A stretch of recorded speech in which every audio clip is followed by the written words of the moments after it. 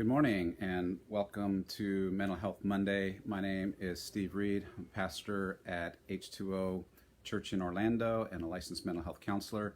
And this is the place we take bite-sized pieces of things that have to do with mental, spiritual, and emotional health. And we seek to grow in awareness, because as we grow in awareness, we have room for movement, and movement can lead to freedom. And it's for freedom that Christ set us free. So for the first minute and a half or so here, as a few people may be joining us, I wanted to just give a rundown of where we've been so far with story. Story is obviously not a bite-sized piece, so we've tried to take story into bite-sized pieces. And we've looked at a number of authors and speakers and counselors. We've seen that we swim in story, and because it surrounds us so much, we can miss it. We've seen that through story we can dip into perhaps the most powerful medicine to heal that we can encounter in life as we engage our story and then share it with a qualified listener. We've also been invited to linger longer in those moments that have more pain or more shame than we'd want to have experienced in our stories.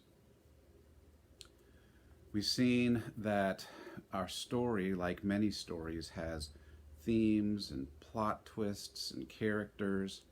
Last week we looked briefly at Adam Young's offering that engaging and telling our story is healing, because it forms connections in parts of our brain that long for connection and that have been separated because of pain or wounding. And he noted that both there's the left and the right brain that need to be reconnected, which is the combination of emotion and thought, and also the top-bottom connection that happens when we engage and tell our stories, and that's that connection between reason and reaction. And as we tell our stories to empathetic listeners, we have a chance to be able to engage our story in a totally new way, and to even engage in a healing process for our brain. Today we're going to invite Dan Allender back with us through his amazing book, To Be Told. It's a book I'd love to gather together with a few others for a few weeks and go through it together, because it invites us into our stories. And here's one of the things that he says. Consider a conversation I had recently with a friend who was weighing a career move. He showed me a list of pros and cons.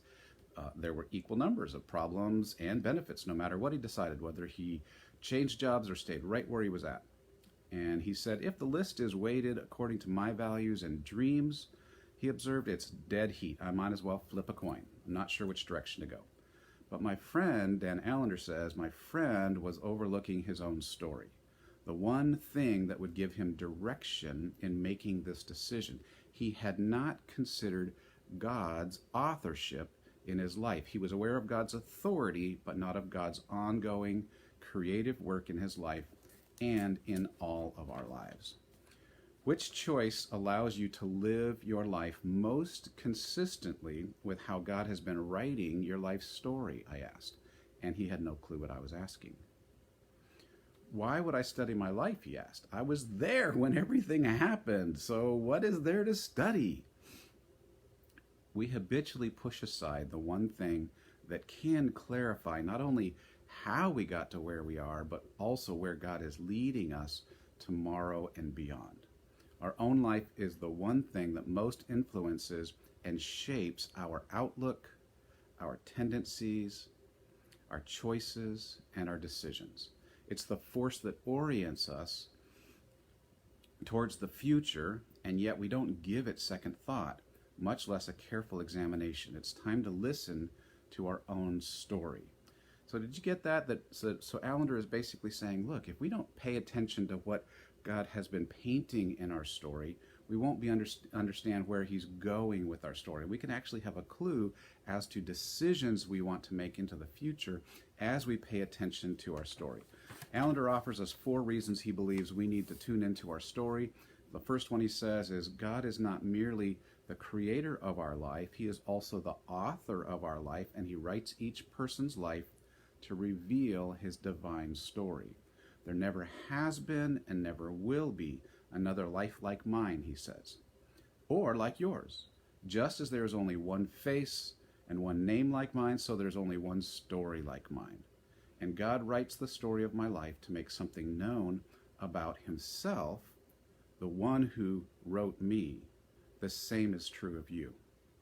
Your life and mine not only reveal who we are, but they also help reveal who God is. So that's the first thing. The second thing that Allender offers is neither your life nor mine is a series of random scenes that pile up like shoes in a closet. We don't have to clear out old stories to make room for new ones. Both your story and mine have lots of unique characters, surprising plot twists, central themes, suspense, tension, and deep significance. Each is an intriguing tale, and neither is fiction. Our story is truer than any other reality we know, and each of us must discover the meaning of what God has written in our life story. In our story, God shows us what he's up to and what he wants us to be about. And so that's a key thing in understanding how we engage in story and what God is inviting us into. The third thing he brings up is what I want us to kind of focus on a little bit today. And so with the third core issue, he says, things start to get exciting. When I study and understand my life story, I can then join God as co-author of my story. I don't have to settle for merely being a reader of my life. God calls me to be a writer of my future along with him. He asks me to take the only life I will ever be given and shape it in the direction he outlines for me. I am to keep writing, moving forward into the plot that God has woven into the sinews of my soul. And so there's hope and understanding of what has God been at in my life, what are the plot twists that take me in a different direction, and what are the things that lie down that pathway. And I can lean into those and move confidently in that direction because I understand the sweep of the story, the narratives, the themes, the plot twists, as he's been the author of my story, and I can step into co-authoring with him. The fourth thing that Allender offers is that there's a necessity and blessing of telling our stories to others. To the degree that we know God and then join him in writing our story, we are honored to join others in the calling of storytelling. We are honored to join others, to step in alongside their stories. God, of course, is the master storyteller. His self-revelation is captured in a sweeping narrative and then given to us in the book that grips our hearts and captures our souls. Since we are to tell and listen, and even more so, we are called to encourage others to know and tell, then we can make a difference in other people's lives. So let's see where we are in our own stories. Okay, so we've taken a look at Allender's offerings. He says that there's a reason that we ought to engage in our stories. Number one, because God is the author of our story. Number two, that as we understand it, we grow deeper in our ability to engage in it. Number three is that as we engage in our story, we begin to be co-authors with God in this pathway that we're leading. And the fourth one, he says that we should both engage in telling our stories and invite others to tell their stories. And so where we are in our own stories, we have, over the last few weeks, we've decided, okay, let's pick a few Polaroid moments in our stories. And I suggested start with a dozen-ish. And maybe there's 20, maybe there's 6. Okay, that's fine. Those little snapshots, moments that in my heart's story that gives me a message about me. I matter, I don't matter. I'm significant, I'm not significant. I have a voice, I don't have a voice. I can make a difference in my life, I can make a difference in others' lives. I can't make a difference in others' lives. What are the snapshot moments with those messages?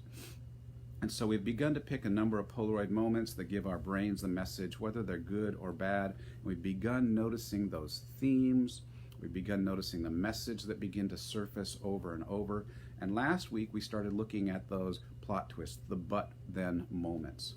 Today, as we look at taking another step in engaging with our stories, we want to tune into Dan Allender's invitation to become co-authors of our story going forward. If we understand the characters, the plots, the messages, the themes, and then also those moments, those but then moments, we can begin to see the story that God has been authoring in us and step forward into co-authoring with him. I've shared with you all my Brussels sprouts moment, okay? That shame of leaving my dinner on the plate after it had already been in my stomach. It was a message that taught me I don't have a voice. I had to sit there, I had to eat them, no matter what happened. I've shared with you a few other moments in that same theme, like middle school being purposely ignored during lunch, in high school being jumped outside a skate ring. Other painful moments in this theme that told me I don't matter, I have no power, I can't make a difference. And these are intense moments in my life's story that brought me to a place of recognizing I'm just floating along and have no possibility of engaging and making a difference in my story or anybody else's story. But I've also shared with you some but then moments that wove a different theme. In fourth grade, when I was affirmed by my teacher for making a significant difference in another student just by befriending him. And that moment on the mountain after college, when I had a chance to talk with another friend of mine who was terrified of what would happen to him when he died, and he listened and he thanked me. And it sent me a different message. I actually can make a difference. I am somebody that has some worth, some substance. I can make a difference. And today I want to tell you about another but then moment in my life, and that was in the desert. I came to this point almost 10 years ago when I realized I need to go back to school and retool some things. And I had a choice to go back and get an MBA because in my story there was a significant need in our realm for somebody who understood business things and could help make things orderly and do them correctly and well. And I could also go back to school and go to counseling. And I had those two choices, and I could do either. I had capacity for either. And then I took a friend up on a crazy offer. He said, hey, let's go into the desert for 10 days, but let's only take food for 5. And wow, what an experience. We carried everything in, we backpacked, we found individual places in this desert. There was about 10 of us, and we scattered in the desert in this hilly region. And we stayed apart that whole time. And every day at 2 o'clock, we would get out of our tent or from wherever we had been wandering, and we would get up on a ridge where we could see to the next ridge where our buddy was. And we would wave and just make sure that we knew that each other were alive, and then we would go back to being alone. And mostly I read scripture. I was catching up on reading the Bible through in a year. And I just let my heart and my mind soak in it. And along the way, I had this question, what do I do? I have this divergent path, perhaps, that is coming forward, and both of them are good, and I'm not really sure what to do with it. And so what should I pursue? And I heard back a note. It was a quiet note. It wasn't loud. It was a note that stretched from the 4th grade classroom to the mountain after college. And it said, I've made you able to journey with others in a unique way. And these single Polaroid moments, grouped together into themes, suddenly helped me see the path God had me on. And I took a step and applied to the Master's of Arts counseling program at Reformed Theological Seminary. And it's both honored the story that the Lord has been authoring, and it's also allowed me to step into the story He invites me to co-author. I really look forward at some point in the future, perhaps to sitting down with you and hearing your Polaroid moments the themes that weave together, the plot twists, but then moments, and to hear the path you're co-authoring with God in your story. So have a great week. Engage in your story and invite yourself to understand it deeply enough that it can even give some clues into what is the path forward as you co-author your story with God. Thanks for joining us this morning.